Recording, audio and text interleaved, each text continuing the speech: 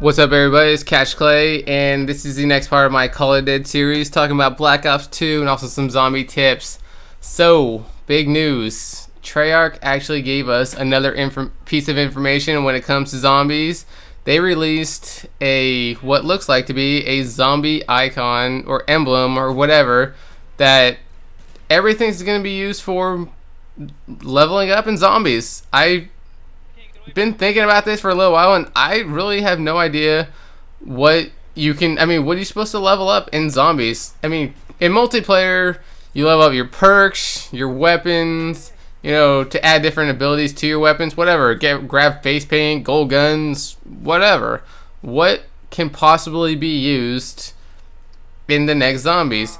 In zombies, you have perks, but are you really going to start off with new perks? Let's say you want to start off with Jug. Let's say you get up to level, prestige, if there even is prestiges. There is like prestige 6 or 7. Can you start off with Jug at the beginning of every game? How easy is that going to be? It's not like it's hard to get to Jug anyway, but still, if you don't have to worry about it, never going to ever go down on some stupid rampage on round 30 ever again.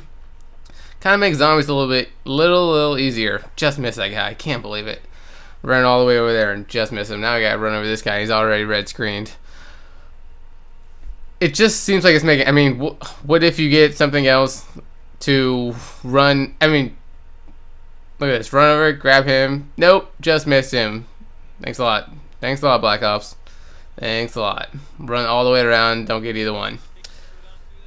So are you gonna be able to maybe keep a perk after you go down? Let's say you have Jug, and every single time you don't go down, kind of like having the Easter egg on Moon or one of the other ones, where every single time you go down, you just keep all your perks. Are you really gonna die?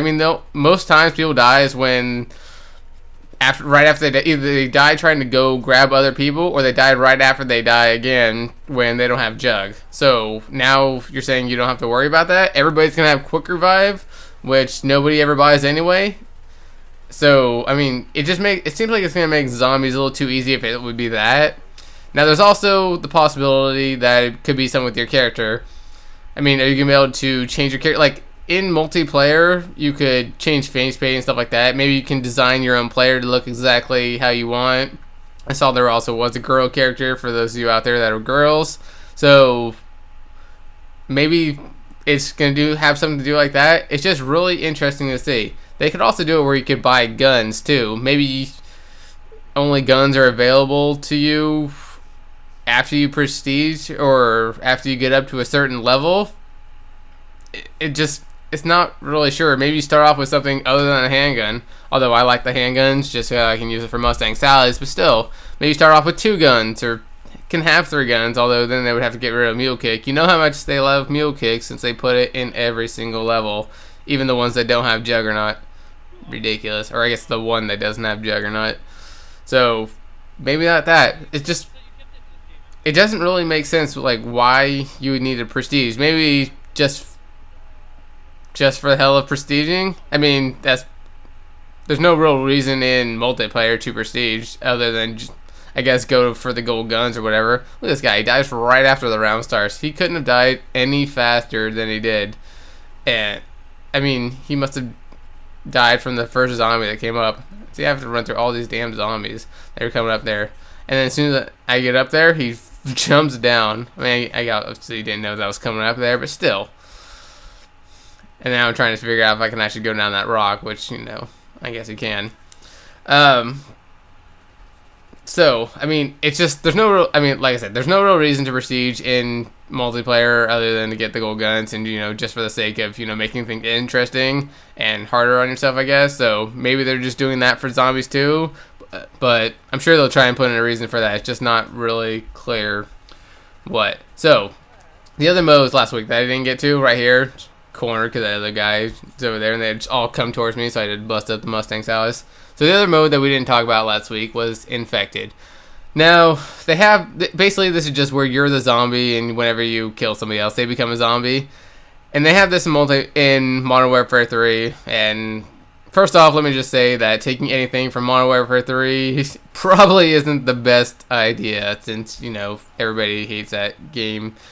Probably just as much a World at War. Alright, maybe not as much a World at War, because that was probably the worst Call of Duty of all time, but it's still pretty up there. Still pretty frustrated with it. So, what about Infected? If they only keep the 8-player zombie mode and have one of them start off as Infected, it's probably going to be pretty lame. And it's going to be too hard. Especially on these zombie maps, they're going to be too big. I mean, they're using the multiplayer maps for Infected on Modern Warfare 3 with, whatever, 30 people or 20 people or, you know, whatever. I mean, I guess you can get that in private matches. I don't know what it is in the regular match since I've never played it. But it still seems like it should be a ton of people. And if they're doing it on a map this big, it's going to take forever. And the people that are the infected one, they're not going to stick around. It's hard enough to do it when you're, you know, running away from zombies, let alone being a zombie and just getting shot over and over and over again. I mean, who really would ever want to play that? So, I don't know. I don't see it. It's becoming popular, but, you know, whatever. That's me. As for what else they're going to have, there's also been some talk that there might be wager matches in here. I think there actually could be some cool things for wager matches in there. In Black Ops, there was stuff like, you know, one in the chamber and different the gun game, stuff like that. I actually think it'd be pretty cool to have like a wager match. Let's say you only had a pistol and no jug or something like that, and see who could last the longest, or, you know, something like that. You only start off with different guns, or, you know, you only get so ever many lives or whatever like that. Let's say like everybody starts off in this area with jug and a ray gun or whatever. I don't know, it doesn't matter. And see who can start off the longest or whatever. I mean, you could definitely do that. So I think that'd be fun. Look at this guy. He was fucking owned right after I started off, or right after I hit him. Good thing that bomb came. It's perfect timing. So, I mean, there's a ton of different ideas that you can do for wager matches. Let me know if you actually think of something better. Talk about it next week. But I don't know. I'm actually looking forward to it. It looks like there might actually be more ways to play than multiplayer, because in multiplayer, obviously, I mean, I love multiplayer, but there's going to be a ton of different things to do in zombies, so I'm actually pretty pumped about this. As for the 8 players, I was talking about this with another one of my friends, and I'm kind of torn about this, just because I don't really know what's... He was talking about the 4v4 mode, and I'm actually kind of getting a little bit more... I don't know if it's excited, but interested about it. I was kind of skeptical about it. I just didn't really think it'd be all that great. But what I was wondering about, or what he was talking about, was just basically, if you're able to fight versus zombies, it is going to kind of suck if, like, let's say somebody else shoots you and then you have to go down for a round. I mean, rounds get pretty damn long after a while, so that's going to suck. But let's say it takes really long to kill you or something like that. But, I mean, let's say one team is guarding the Pack-a-Punch, the other team's guarding Jug or whatever like that. I mean, you can guard perks just to see and not let the other team get it. Maybe you guard a gun. Maybe there's a ray gun on the wall and you don't want them. You're guarding the box. I mean, it actually kind of sounds like it could be a little bit more interesting than what I thought. I mean, if it's just running up for points and seeing who can last longer, I don't know. I don't think it'll be that great. You can just kind of compare people to, you know, whatever happens on the leaderboard or whatever. I don't think that's going to be great. But if you can shoot people, I don't actually think it'll last that long. I mean, just because you know people are going to try and shoot people, whatever, the entire time. I mean, if you know somebody's good, you're just going to rush them or whatever, and things can't last that long.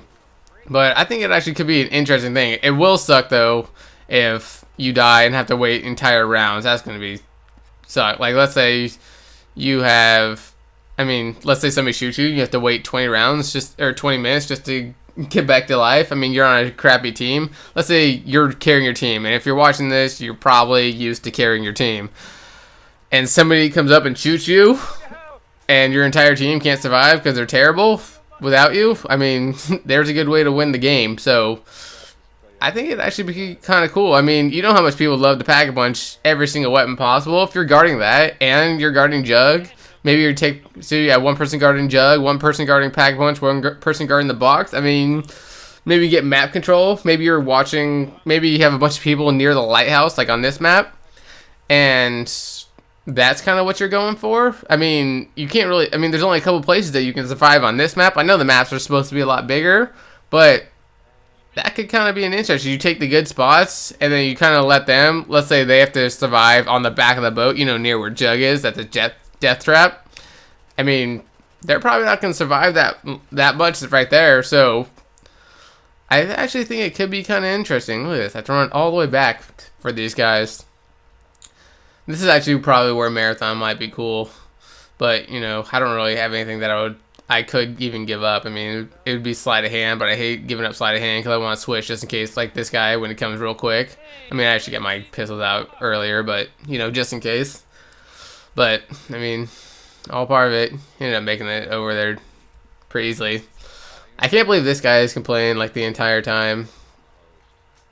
I just can't. This guy, like, he's like one of those people that just thinks that, like, they're the best players ever and just can't stand it whenever they have a bad game. So, I don't know. I'm sure everybody's played with people like that, but he's just one of them. So, anyways, back to 4v4. I actually think it could be kind of cool. They just haven't really told us enough about what it's going to be like. So, the points thing, probably lame, but if you get to fight, it would be kind of hard to figure out. Like, it obviously can't be like multiplayer, like when you're shooting against somebody, if they're going to go that route. I mean, in multiplayer, you can kill somebody with the 74U with 4 bullets. I mean, there's obviously nowhere really to hide, and you're concerned about zombies already. So, I mean, if it's going to be like that, the games would seriously be 10 minutes. If not, maybe it would jug, like you added up to 10 bullets or whatever. I don't know. But, I mean, with a ray gun, you're screwed. If somebody gets it out of a scavenger and just shoots you with it, you're dead. So, I don't know. I'm not sure how they would really do it, but it does sound kind of interesting if, like, one team was protecting one side. Maybe, but they're going to end up doing the points, but just because there's not really anything that they could do, but it would be really, really, really fun to try and face zombies with guys. Maybe it'll just kind of be like a multiplayer map with zombies in there, and kind of like a team deathmatch, and then just kind of go through there. But I think that actually would be the way to go. That would be freaking awesome. But now we're really just waiting to see some of the actual maps. That's what everybody's been waiting for. So hopefully in the next week or two. I've been waiting for it forever. But I mean, since now the zombies kind of go, they're trying to do some of the different rewards for pre-ordering it. So they're trying to get more information along that. And they're doing the whole teaser thing, which is, like I said before, crazy frustrating. Everybody just wants to know now and wants to see this. They also have some game design. Like, I think there was some a European game show, whatever, that was kind of happening. I'm not sure. But I think they were supposed to do some more multiplayer right there. But hopefully they'll get in some zombies. But I don't think they will. But right now, I just want to see the type of maps. I mean, how big are the maps going to be? Are they going to have it so where you're going to be able to run around? I mean, towards the end, let's be honest, Treyarch's games were getting maps were getting pretty terrible. I know some people like Moon. I really wasn't. I didn't have a problem with Moon, the level. I had a problem with Moon not having gravity and having to take my helmet on and off, and also the fact that you had to teleport back and you had to get everybody, I don't know. You just had to teleport back. Wasn't really a big fan of that. Having to go back and forth just to get Jug or Speakle or whatever it was. I only played it a few times, so forgive me if I'm wrong. But that's what I'm pretty sure it was like. It's kind of frustrating to do this, but I don't know. Also having the Easter egg. I know everybody loves the Easter egg, but didn't it really make it too easy when you can grab all the perks and then never lose them ever again? And I know there's actually probably worth it for the Easter egg. I remember I did that on Shangri-La, and I was playing with somebody I had no idea, and they told me what it was. I didn't even know what the Easter egg was at that point. And they're like, let's do the Easter egg, and I did it, and it took hours and hours because it was right when the map came out, and nobody really knew how to do it. And probably the biggest mistake of my life doing that, just because only one person grabbed it. He ended up getting all the perks or something like that forever, and nobody else did, so it was just a waste of time. So I mean, at least they fixed that on Moon and didn't, actually made it possible for other people to do it. But that is pretty much it for this. Make sure you come back next week. I'll have some more zombie information, hopefully. I'll actually get into more of some tips about how to do better in zombies. I know we didn't really get into it too much in this game. But if you like this, like the video, subscribe, whatever. Really helps out. Alright, that's going to be it, everybody. See ya.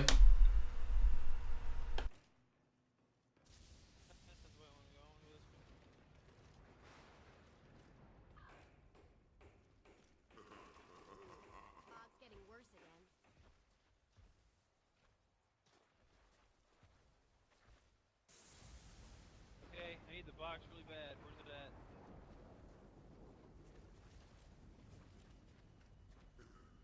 Behind the tower, man.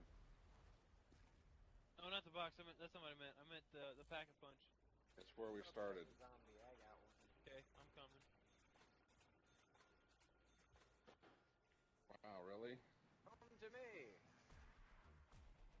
Shit! Who shot him? I did, dude, but I had no choice. I mean, I was cornered. I mean, we thought we had a crawler. Tried. Keep him off. Wanted a piece of Buffy. I got 8 shots left. They're almost there.